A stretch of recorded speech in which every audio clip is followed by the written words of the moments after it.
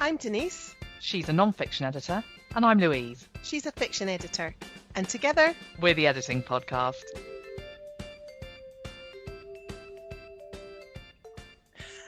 Hello, and welcome to another episode of the Editing Podcast.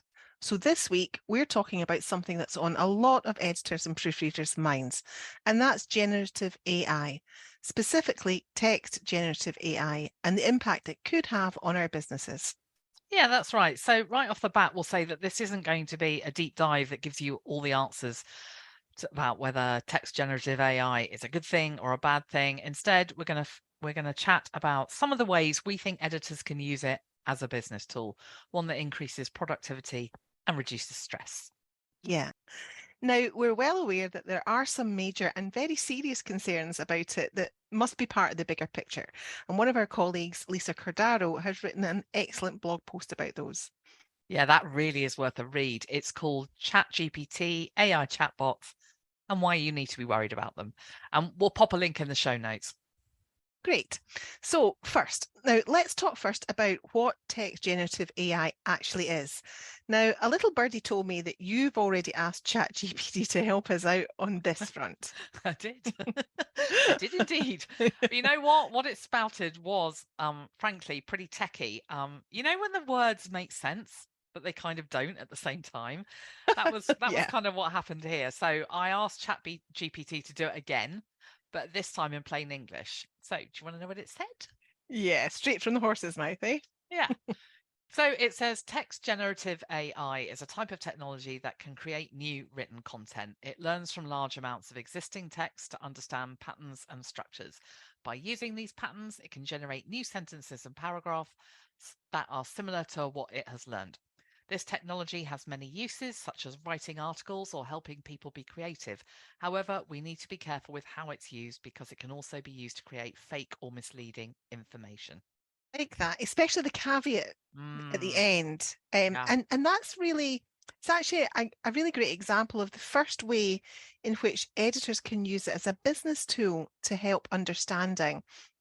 Because the fact is, when you run your own business, you sometimes have to engage with concepts and ideas that might be unfamiliar to you, and you may need a bit of help just to get your head around what's involved. Exactly. So we're specialists in doing certain types of things with text, aren't we? Like checking for grammar and spelling issues, reviewing for consistency, helping authors ensure they're creating a good flow for the reader, or more structural stuff even.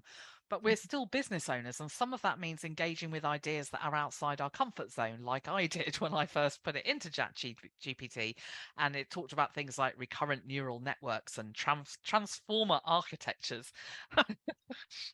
That's what it spat out the first time, and I was like, yeah, I understand the words, but yeah.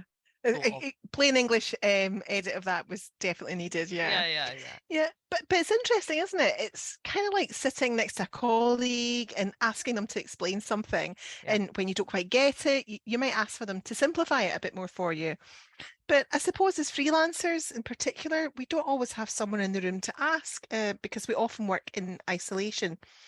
Yeah, and if you're short on time, you can get the gist of something by using this tool in a way that you would another human. It's rather neat in that way.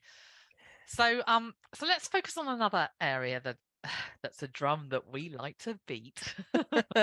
I so know what you're going to say. It's marketing, isn't it? Content marketing in particular. Tell me I'm right. You are so right. So yeah, I think this is an area where there are massive productivity gains to be had, especially when it comes to editors who feel overwhelmed by the idea of writing blogs and other useful resources, but who need help coming up with the ideas. Yeah, I completely agree. Because it's true that kind of thinking and ideas creation comes easier to some than others. You and I enjoy it, and we do a lot of it together, and we've been doing it for a long time, so it doesn't seem like a big deal. But for other editors, it can feel like a real blockage. It really can. So if you're listening to this and thinking, that's me, I get a block with this stuff, but I want to do it, try asking something like ChatGPT to generate 30 ideas for blog posts about the type of editing you specialize in. Basically, you're giving it prompts to do some of the graft for you. Yeah, and then consider every single one of those and think about which ones are problems you regularly help authors deal with when you're editing for them. All you're doing is using the generative AI to bridge the gap between the conundrums you face in your editing practice and data it's found online. And what you'll probably find is that it gives you ideas that you would have come up with if you'd spent 2 hours pondering the Yeah, issue. yeah. It will give you a whole load of stuff you might want to ditch too, but that's okay. You just take what you want. And that's the thing with AI. You don't have to be polite. You can just ignore it or turn it off when it suits you. Exactly. But you've saved yourself a stack of time. And now that you've got some ideas, you can start thinking about how you can turn those niche ideas into solutions with keywords and phrases that your potential clients will search for online. And that means you're using AI as a business tool to help you get found.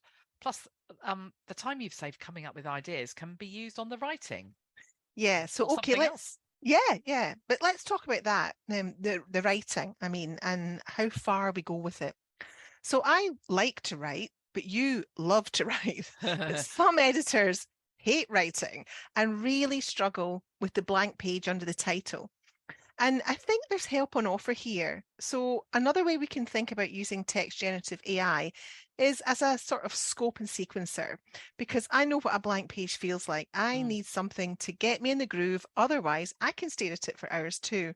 Yeah, I get that. Again, it's one of those blockages that can stop editors being creative in a way that doesn't become a time suck and an anxiety inducer. And you're a Mm, good example of someone who is a really creative thinker, but that blank page can stop you in your tracks. yeah, And totally. Yeah. and I think it's a shame when colleagues want to produce useful resources but don't because they're terrified of the impact on their valuable time of getting stuck in that bad Yeah. place.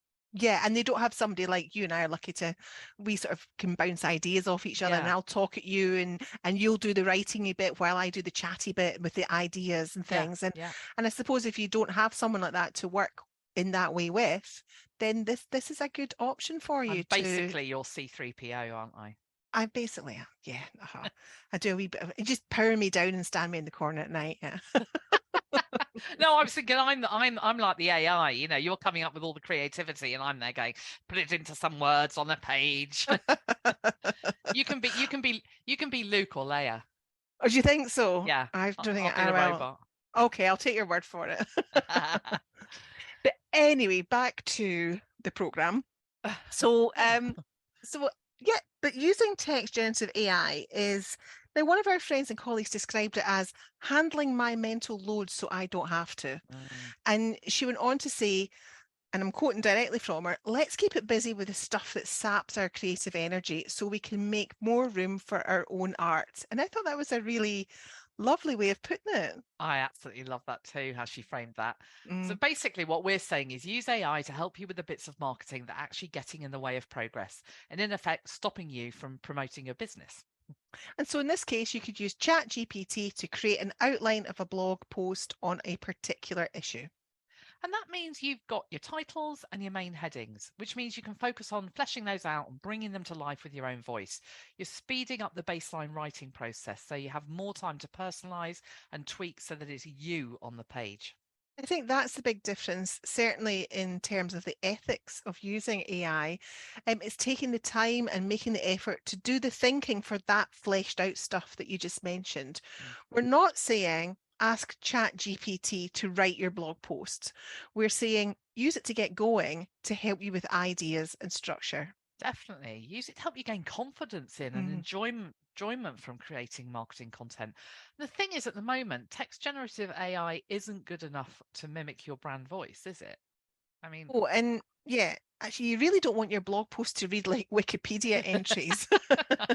If they no. read like they're automated, you're really missing an opportunity to stand out. That's the thing. Yeah, our content really needs to sound like us, doesn't it? It needs to help Mm. a potential client get under the skin of us and why we're a good fit for them. It needs to have the essence of us in it. And if that gets lost, if we just rip stuff from an AI, it has no soul. Yeah.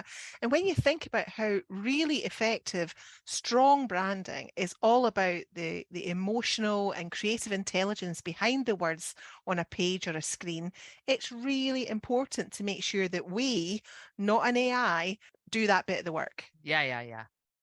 So I mean, ultimately, it's about the graft, isn't it? At the end of the day, that's the graft that we need to put in, and that does take time. There's no two ways about it. I can spend hours crafting a blog post and thinking about the examples I want to include, and you know, what readers would find interesting. But that's the job. Yeah, yeah. And it's the same for me, but it's almost beyond ethics. It's about knowing that the content of your website has you in it, that it's authentic, that it's real, but that it hasn't destroyed your entire day creating it and caused you loads of stress too. Exactly. So another way in which we can use text generative AI in our editing and proofreading businesses is for SEO, or search engine optimization. So we're talking here about keyword and key phrase research. Yeah, and that's another thing that editors who are less confident about marketing sometimes struggle with and don't know where to begin. So the thing is here that something like ChatGPT is searching the massive amount of online information and finding in seconds, literally seconds, what it might take us an hour to do. Yeah.